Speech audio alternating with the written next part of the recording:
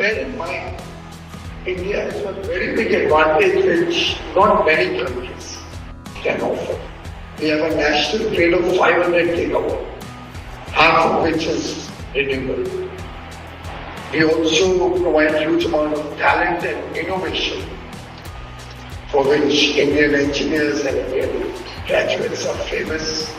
Increase our trade with the US on energy products for years to come. Another area where India and the US can work together, plan to work together, is nuclear power. I'm here to talk about energy security. And clearly, the world recognizes that this is one area where we all have to work together. India is a big player in the energy field, as Pankaj just mentioned. We are big importers of energy from across the world, including from the US. We expect to increase our trade with the US on energy products in the years to come. And being close friends, natural partners, our energy security goals will have a very high element of US involvement, which will ensure price stability, which will ensure diversified sources of energy for India, and help us unlock limitless possibilities with the US on various fronts, energy and beyond. Another area where India and the US can work together, plan to work together, is nuclear power. It's an area that we've been talking of for a long time. There were certain elements which needed to be set right. And I believe we are working in India to support the private efforts on nuclear power. Also the small modular nuclear power innovation that is happening in the US. And to sort out the issue of liability that has held back nuclear power between the US and India. Of course, India continues to invest in nuclear power. We'll probably double our nuclear power in the coming years through government intervention. But we do hope to take it on a much bigger scale. It does have challenges of price, cost of energy, which will need to be sorted out. We'll have to make it more competitive, particularly given what Pankaj just mentioned. That solar power, along with 2 hours of storage, battery storage, is now available at about 3 cents. I'm told if you want 80% round the clock renewable energy, you can get it for about 6.5 cents. And if you're looking at 24-hour clean energy, you could possibly get it for about 8 or 9 cents. And that, to my mind, is probably amongst the lowest anywhere in the world. It would be a mix of solar, wind, possibly some hydro, pump storage, battery storage. I think somewhat like a UPS of the good old days.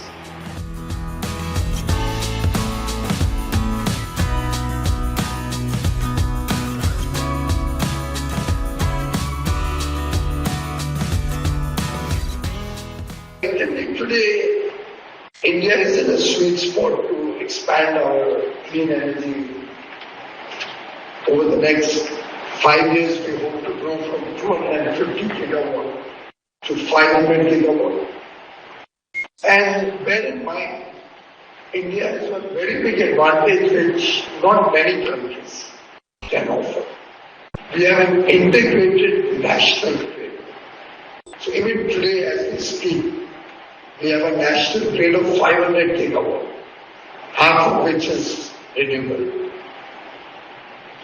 and offers you much more resilience, much more stability. It ensures that the demand at different points of time in different parts of the country will get socialized.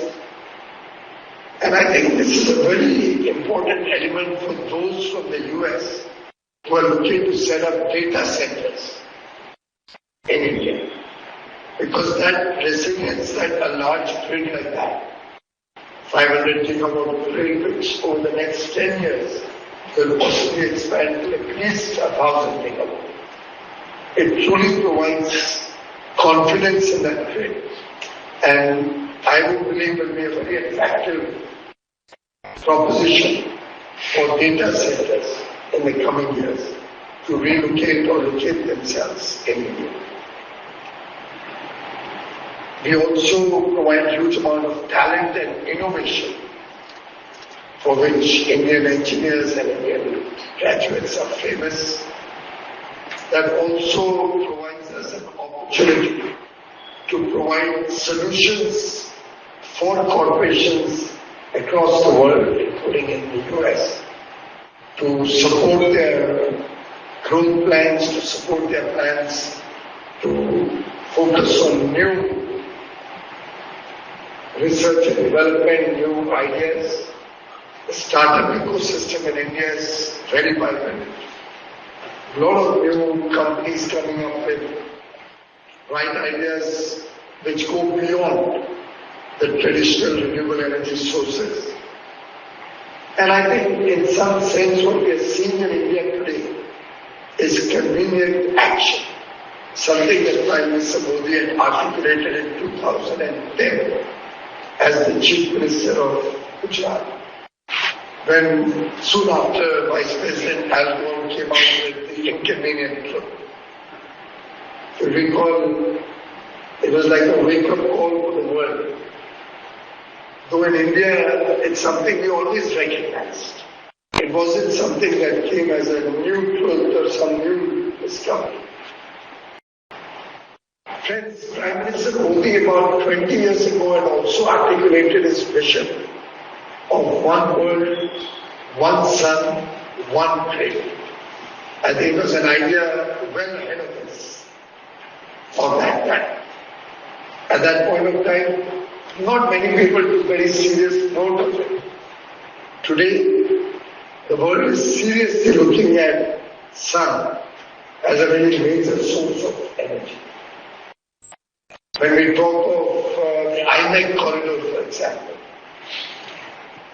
one of the elements in that would be the free flow of energy, particularly solar energy or other forms of renewable energy through nations and through transmission grids that go across borders, because that will even out the requirements of power at different points of time in different countries. We are in dialogue with Singapore on the eastern front to see if we can have underwater cables transmitting power. Also a dialogue between Singapore and Australia to see if we could look at power flowing all the way from Australia. On the western side, we're in dialogue with the Middle East countries to see if that same transmission grid can come here onwards to Europe. And imagine if we could actually create a global grid and solar energy can be transmitted to different countries to meet their peak load requirement.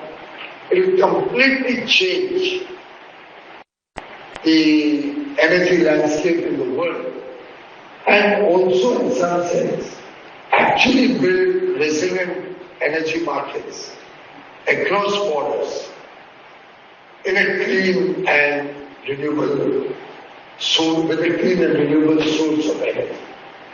And I think that would be probably an outstanding end game to aspire for. It will bring down energy costs, it will help address climate change, it will ensure the best utilization of solar energy, and sun provides enough energy to actually meet the needs of the world. and also de-risk countries from very highly fluctuating energy prices and ultimately lead to high level of energy security. In some sense, the International Solar Alliance that India founded in France in 2015, we'll be celebrating 10 years of that very soon.